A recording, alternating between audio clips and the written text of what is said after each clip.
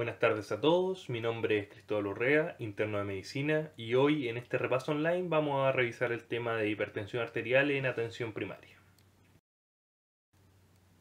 Aquí les puse una hoja de ruta de los temas que vamos a ir desarrollando y al final me referiré brevemente al tema de hipertensión arterial y COVID-19.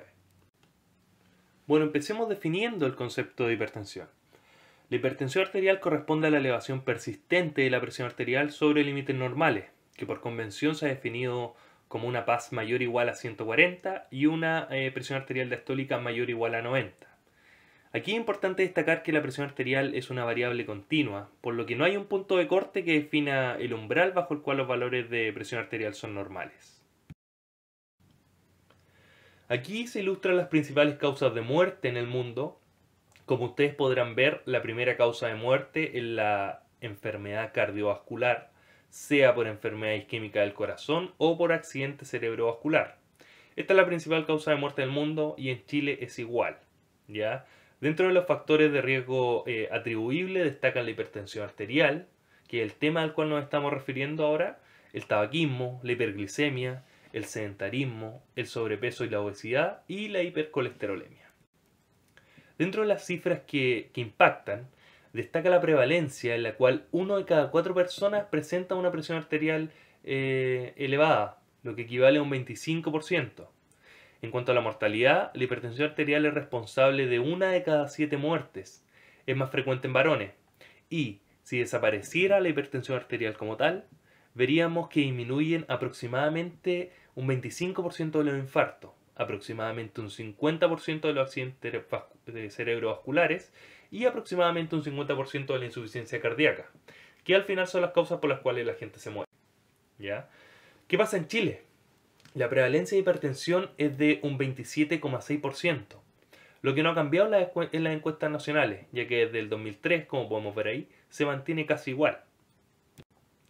Ahora en lo que respecta a la edad, es importante decir que sobre los 45 años, el 45% es hipertenso, y sobre los 65 años casi el 75% es hipertenso. ¿Ya? Otro dato importante es que de los pacientes que se tratan su hipertensión, solo un 30% alcanza sus metas terapéuticas. Numerosas publicaciones han demostrado que la toma de presión arterial en la consulta presenta un sesgo por aumento significativo de la presión arterial, por efecto de delantal blanco, lo que significa que estamos sobrediagnosticando la hipertensión arterial. Por lo tanto, se ha visto que no es el mejor método para diagnosticarla, ¿ya? De ahí es que las diversas sociedades científicas recomiendan el mapa de 24 horas, o también llamado Holter, o el monitoreo domiciliario de la presión arterial para un diagnóstico correcto de esta patología. Ya esta conclusión se basa en estudios que han demostrado que estos métodos son mejores predictores de eventos cardiovasculares que la toma manual de presión arterial en la consulta. Ahí se presenta la evidencia como una potencia de recomendación de nivel 1 y evidencia de la información de nivel A, de que tanto el mapa y el automonitoreo son útiles para el diagnóstico de hipertensión arterial. Hablar un poquito también del perfil seriado y del Holter. Bueno, el perfil seriado de presión arterial se requiere al menos 2 mediciones en cada brazo, separadas por al menos 30 segundos. Debe ser en días distintos y en un lapso menor a 15 días. Si los valores difieren por más de 5 milímetros de mercurio, hay que tomar lecturas adicionales hasta estabilizar los valores. ¿Y cómo categorizamos a un hipertenso aquí? Sería con un promedio de mediciones mayor o igual a 140-90.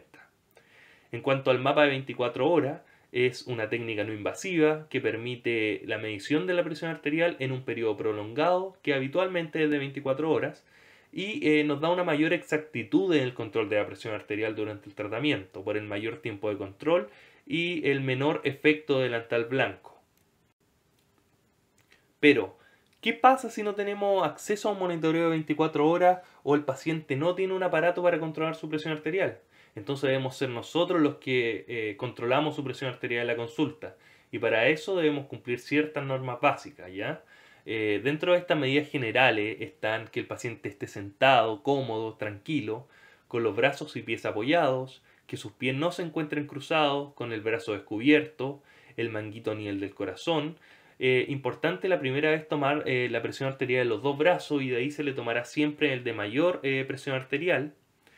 La medición debe ser después de 5 minutos o esperar al menos 30 minutos si el paciente ha realizado ejercicio físico intenso, ha fumado, tomado café o bebido alcohol. ¿Ya? Evacuar la vejiga también si es necesario. Y idealmente también pedirle al paciente que se ponga de pie, que espere un minuto y se le tome la presión, ya que esto es fundamental para los pacientes que presentan intolerancia ortostática y que están en tratamiento. En cuanto a la clasificación de hipertensión arterial, esta es la clasificación de la Sociedad Europea de Presión Arterial, que categoriza como óptima una presión menor a 120 y menor a 80, una presión normal entre 120 y 129 la sistólica y 80 a 84 la diastólica, una presión normal alta entre 130 y 139 la sistólica y 85 a 89 la diastólica, y categoriza como hipertensión arterial etapa 1 una presión sistólica entre 140 y 159 y o 90 a 99 la diastólica. Ya es importante aquí contrastar que la hipertensión para la Sociedad Americana del Corazón se establece como mayor o igual a 130,80 por monitoreo por consulta. Pero nosotros en Chile nos basamos en la clasificación europea, que es el cuadrito que les estoy mostrando en esta diapositiva. Siempre es importante hacer un screening a los pacientes hipertensos por los factores de riesgo que habíamos mencionado en el principio de la presentación. Por lo que vamos a comenzar con una evaluación clínica inicial que consta de una anamnesis y examen físico, que es tomar la presión arterial en los ambos brazos para elegir el que tenga mayor presión para los controles posteriores y controlar al paciente, controlarle su presión en dos posiciones, sentado y de pie. Tomarle el pulso, controlar el peso, la estatura, calcular el índice de masa corporal y la circunferencia de cintura. Y también consta de la solicitud de exámenes básicos de laboratorio, que en este caso son el hematocrito, creatinina plasmática, examen completo de orina, glicemia, uricemia, perfil lipídico, potasio plasmático y electrocardiograma. Desde el punto de vista clínico, lo que debemos saber del paciente fuera de la presión arterial es su edad, su género, si tiene diabetes o intolerancia a la glucosa, si es fumador, cuáles son sus niveles de colesterol, si presenta antecedentes de enfermedad cardiovascular prematura en familiares en primer grado. Eso quiere decir que sean padres, que tenga padres o hermanos con antecedentes antes de 55 años en hombre y antes de 65 años en mujer. Y si hay síndrome metabólico, ya que estas dos últimas le van a colocar un aumento de riesgo a nuestro paciente. Ya como mencionábamos en la diapositiva anterior, los criterios que modifiquen el riesgo cardiovascular estimado, el antecedente de enfermedad prematura en familiares de primer grado y el síndrome metabólico que está descrito en ese recuadro. Y por lo tanto, si posee una de estos dos criterios, vamos a subir al paciente una categoría de riesgo, ¿ya? Para calcular el riesgo cardiovascular de nuestro paciente tenemos a mano estas aplicaciones que, si bien no son perfectas, ayudan bastante. Y siempre es importante calcular el riesgo cardiovascular para determinar qué intervención de tratamiento es mejor para nuestros pacientes. Ya, porque no va a ser lo mismo tener un paciente con riesgo cardiovascular bajo que uno muy alto. Ya que con unos podemos iniciar medidas no farmacológicas y con el otro debemos ir de lleno a las medidas farmacológicas, ya, como vamos a ir viendo en el desarrollo de esta presentación. En cuanto al tratamiento, el objetivo va a ser reducir el riesgo de mortalidad y morbilidad cardiovascular a través del control de todos los factores de riesgo cardiovascular modificables, tales como el tabaquismo, la dislipidemia, la diabetes, la obesidad, el sedentarismo y la propia hipertensión arterial. Las metas para los pacientes con riesgo cardiovascular bajo, moderado y alto va a ser una presión arterial menor a 140,90, mientras que en un paciente con riesgo cardiovascular muy alto, que tenga diabetes o nefropatía, va a ser una presión arterial menor a 130,80, ¿ya? Y el tratamiento va a estar dividido en las intervenciones no farmacológicas y farmacológicas. Aquí están las medidas no farmacológicas, las cuales son muy importantes y tienen un nivel de evidencia altísimo. Ya primero tenemos la reducción de peso, que es recomendable para reducir la presión arterial, una dieta cardíaca saludable, la reducción de sodio es recomendable para los pacientes hipertensos, la suplementación de potasio, preferentemente en la dieta, el aumento de la actividad física con un plan programado es recomendable para adultos con presión arterial elevada, hipertensos, y también es importante la moderación con el alcohol. Que no pase de 2 copas de vino al día en el hombre y de 1 copa en la mujer, ¿ya? Entonces tenemos que tener ojo con el peso, la dieta, el sodio, el potasio, el ejercicio y el alcohol, ¿ya? Eso es lo principal en las intervenciones no farmacológicas para los pacientes con hipertensión arterial. Existe amplia evidencia de que las personas con presión arterial mayor e igual a 160/100 y aquellas con riesgo cardiovascular alto o muy alto se benefician del tratamiento farmacológico desde el momento del diagnóstico, ¿ya? En cambio, en pacientes hipertensos con riesgo cardiovascular bajo, es posible que iniciemos cambios en el estilo de vida, que esperemos 3 meses y lo controlamos. Y si la presión arterial no se normaliza, ahí iniciamos un tratamiento farmacológico, ¿ya? Este tratamiento farmacológico puede ser monoterapia o combinado. Y se recomienda monoterapia en pacientes hipertensos con riesgo cardiovascular bajo o moderado y una terapia combinada en hipertensos con presiones arteriales mayor o igual a 160/100 y en riesgo cardiovascular alto o muy alto. Se ha visto que cuando uno inicia la terapia combinada con 2 fármacos, ya sea porque la misma pastilla viene en la mezcla o porque usamos, por ejemplo, losartán e hidroclorotiazida en 2 tabletas diferentes, se ha visto que es recomendado partir con la terapia doble en pacientes que tienen hipertensión en etapa 2 o cuando el promedio de la presión arterial está lejos de la meta a la que queremos llegar. Vamos a usar entonces monoterapia cuando se nos presenta una hipertensión de etapa leve y que estamos cerca de llegar a la meta terapéutica. Todos los fármacos conocidos, los diuréticos, los antagonistas del calcio, los inhibidores de la enzima convertidora de angiotensina o los antagonistas de los receptores de angiotensina 2, bajan la presión. Uno puede usar cualquiera de estos medicamentos. Aquí yo les dejo uno de los ejemplos más comunes en clínica, ya de cada uno de estas familias de fármacos. Aquí les presento los flujogramas de la guía MinSal. En lo que respecta al flujograma 2, que son las metas terapéuticas del paciente hipertenso según el nivel de riesgo cardiovascular, tenemos que los riesgos cardiovasculares bajo, moderado y alto van a tener una meta terapéutica de una presión arterial menor a 140/90, mientras que los pacientes con riesgo cardiovascular muy alto, que tenga diabetes o nefropatía proteinúrica, va a tener una meta terapéutica de una PA menor a 130/80, como ya habíamos mencionado anteriormente. Entonces, ¿qué vamos a hacer en primera instancia con estos pacientes? En el paciente de riesgo cardiovascular bajo, lo primero que vamos a instaurar son cambios en el estilo de vida. En el paciente de riesgo cardiovascular moderado va a ser cambio del estilo de vida más inicio de tratamiento farmacológico, que en este caso puede ser monoterapia. Y en el riesgo cardiovascular alto y muy alto es cambio del estilo de vida y un inicio de tratamiento farmacológico combinado, como les puse en ese recuadro, ¿ya? ¿Qué va a pasar si en el riesgo cardiovascular bajo no normalizamos la presión arterial en un plazo de 3 meses? Vamos a iniciar un tratamiento farmacológico, ¿ya?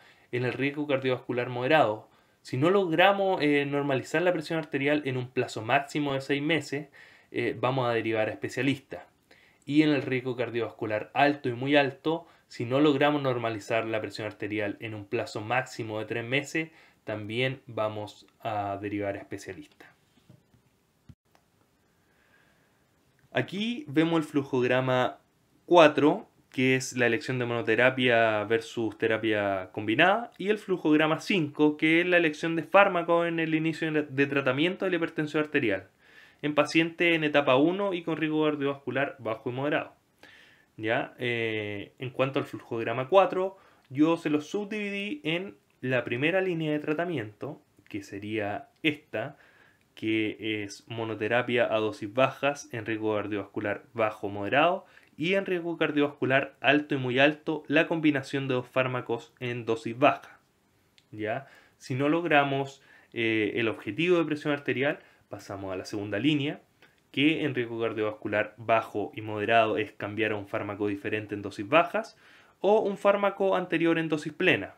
¿Ya? Y en lo que respecta al riesgo cardiovascular alto y muy alto, la segunda línea corresponde a una combinación anterior en dosis plenas o agregar un tercer fármaco en dosis baja, ¿ya? Si aún así no logramos las metas terapéuticas con estos pacientes, nos vamos a la tercera línea, que es la combinación de 2 a 3 fármacos en dosis plena. Y si a pesar de esto no logramos controlar la presión arterial, ya la diagnosticamos como una hipertensión resistente al tratamiento y ahí es importante derivar a especialistas. ¿Ya? En cuanto al seguimiento de nuestros pacientes, un paciente con presiones normales va a tener un control anual, un paciente con presiones normales altas va a tener un control entre 3 a 6 meses, un paciente hipertenso con fármacos debería tener un control al mes, un paciente que se encuentra dentro de su meta hay que reevaluarlo en 3 a 6 meses y un paciente que no está en meta hay que considerar la adherencia a la terapia e intensificar el tratamiento. Para finalizar esta presentación me voy a referir brevemente al tema de hipertensión arterial y COVID-19, ya que es la pandemia que estamos viviendo actualmente. El SARS-CoV-2 infecta las células del huésped a través de los receptores de renina-angiotensina-aldosterona 2 ubicados en el corazón y pulmones, lo que puede llevar a neumonía, injuria miocárdica aguda y daño crónico al sistema cardiovascular. Los pacientes con enfermedad cardiovascular están asociados a un aumento de estos receptores comparados con los pacientes sanos. Entonces se postula que estos receptores están aumentados por el uso de YECA y ERA2, lo que significa una sobreexposición de receptores donde el coronavirus puede actuar. Actualmente no hay datos experimentales o clínicos que demuestren resultados beneficiosos o adversos con el uso de YECA u otro antagonista del eje renina-angiotensina-aldosterona en COVID-19 o entre pacientes con COVID-19 con antecedentes de enfermedad cardiovascular tratados con dicho agente. Las diferentes sociedades científicas recomiendan la continuación de los antagonistas de renina-angiotensina-aldosterona para aquellos pacientes a los que actualmente se les recetan. Esto quiere decir pacientes con insuficiencia cardíaca, pacientes con hipertensión o pacientes con cardiopatía isquémica. Este es un estudio chino con pacientes hipertensos tratados con YECA y ERA2 y se demostró que no hay ningún problema ni riesgo en estos pacientes comparados con otros pacientes que se están tratando con otros fármacos antihipertensivos. Por lo tanto, no hay una indicación real para retirar estos medicamentos. ¿Ya? Bueno, esto ha sido toda la presentación. Esta es la bibliografía. Muchas gracias por escuchar y suscríbanse al canal de Repaso Online.